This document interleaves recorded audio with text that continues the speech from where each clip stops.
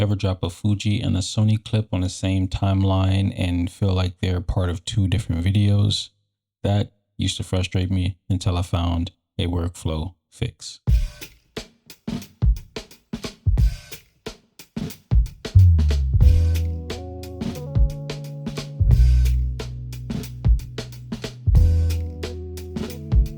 I do want to point out that all the Sony clips are in 4K and all the Fujifilm clips are in 6.2K if they're shot with the X-H2S. I do have some X-H1 clips sprinkled in through here, and those are in 4K DCI 17:9.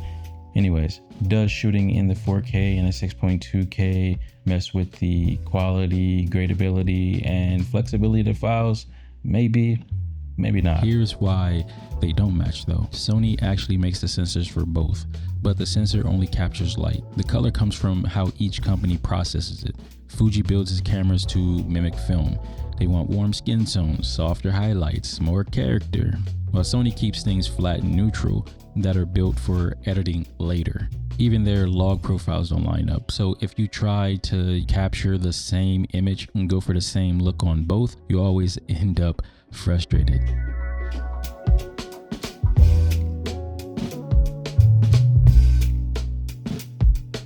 The fix is to bring them into the same space using a conversion LUT, and that's why I built out my own LUTs. To make Fuji and Sony finally speak the same language based on how I shoot. Matching clips from multiple cameras can be a little foreign, but it is something that you can do when you're using clips from different cameras like Sony, Fuji, and even phones that can shoot in log. And I want you to think of this in 3 steps. I want you to think of it as normalizing, adjusting, and then grading.